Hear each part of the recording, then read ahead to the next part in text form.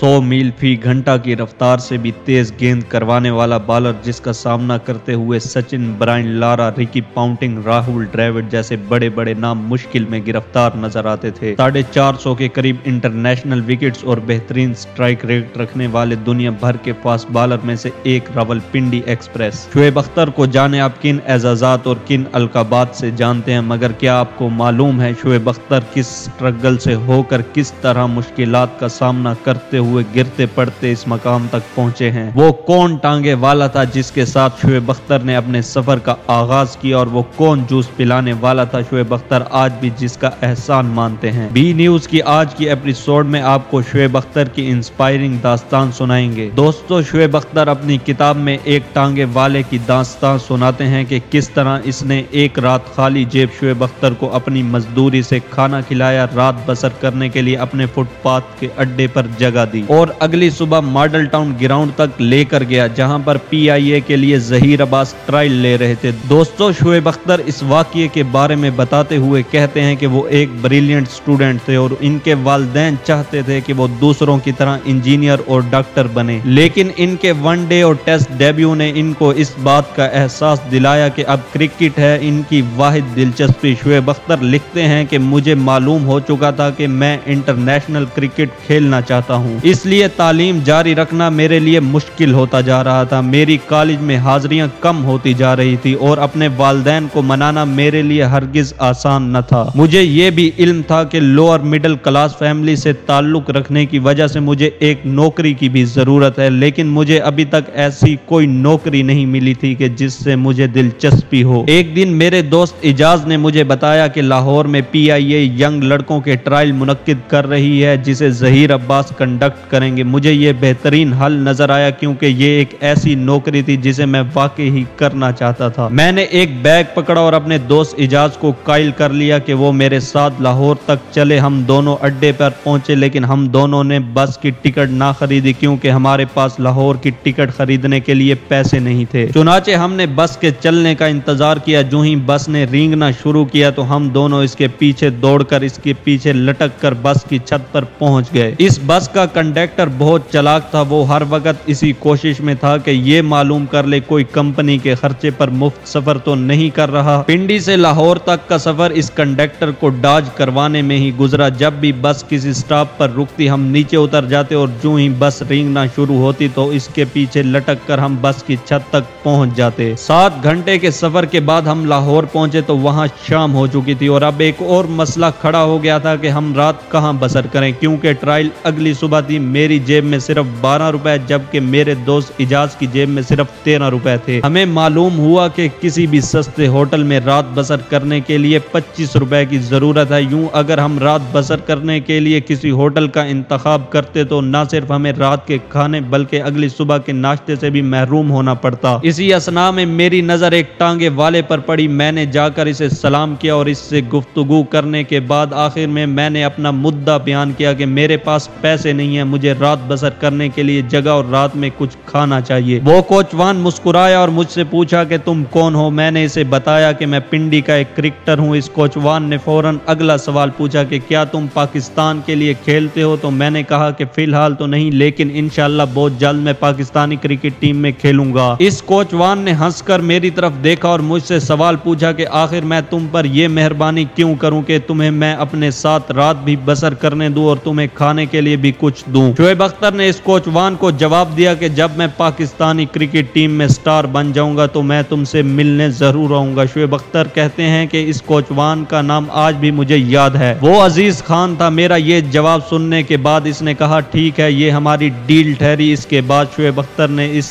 बात पर भी कायल कर लिया कि वो अगली सुबह इन्हें मॉडल टाउन छोड़ कर आएगा जहां पर जहीर अब्बास PIA की टीम के लिए ट्रायल कंडक्ट कर रहे थे। शोएब अख्तर लिखते हैं कि इस रात मैं सुकून के साथ लाहौर के फुटपाथ पर टांगे वाले की जगह पर सोया। अजीज खान ने एक मेहरबानी और भी की कि अपनी मजदूरी में से इसने हमें खाना खिलाया और इससे अगली सुबह हमें मॉडल टाउन तक पहुंचाने के लिए चल पड़ा। टांगे सिर्फ एक खास इलाके तक जा सकते थे, चुनाचे अजीज खान ने हमें वहीं पर उतारा और वहां से हम 2 घंटे पैदल चल के मॉडल टाउन तक पहुंचे। शोएब अख्तर लिखते हैं कि अजीज खान से रुखसत होते वक्त मैंने अपना वादा दोहराया कि अगर वो कभी सुने कोई क्रिकेटर इसे तलाश करता हुआ آیا ہے تو وہ یہ جان لے کہ شعیب اختر ہی تھا۔ اس کے بعد شعیب اختر کرکٹ ٹیم میں شامل ہوئے، اسٹار بن گئے، ان پر دولت برسنا شروع ہوئی، اور وہ کہتے ہیں کہ جب اشتہارات اور کرکٹ کی آمدن سے میں نے اپنا پنڈی والا گھر پورا کر لیا تو مجھے احساس ہوا کہ ابھی ایک وعدہ پورا کرنا باقی ہے۔ چنانچہ ایک دن میں بھیس بدل کر لاہور پہنچا، وگ اور اینک کی مدد سے داتا دربار داخل ہوا، وہاں شکرانے کے نفل ادا کی، اور پھر میں اسٹیشن کی طرف چل نکلا تاکہ اس ٹانگے والے کو تلاش کر سکوں جس نے 6 سال قبل مجھے سونے کے لیے اپنے فٹ پاتھ پر جگہ دی تھی اور اپنی مزدوری سے مجھے کھانا کھلایا تھا۔ شعیب اختر کہتے ہیں کہ اسے ڈھونڈنے میں مجھے کافی وقت لگا، لیکن آخر میں نے عزیز خان کو ڈھونڈ نکالا۔ وہ ایک کونے میں پڑا سو رہا تھا، میں اس کے قریب گیا، اسے جگایا تو وہ ڈر گیا، لیکن پھر میں نے اس کے قریب جا کر اسے کہا کہ میں جب پاکستان کرکٹ ٹیم میں شامل ہو جاؤں گا تو تم سے ملنے آؤں گا۔ یہ بات سنتے ہی عزیز خان نے مجھے فوراً پہچان لیا اور ایک بچے کی طرح جمپ لگا کر مجھے گلے لگایا اور میرے گلے لگ کر میرے لیے دعائیں کرتا رہا، اور یہ بار بار کہتا رہا کہ اسے یقین ہی نہیں آ رہا کہ میں شعیب اختر ہوں۔ اس کے بعد وہ خدا کی شان بیان کرتا رہا کہ معجزے اس طرح ہوتے ہیں اور تم بھی ان معجزوں میں سے ایک ہو۔ عزیز خان نے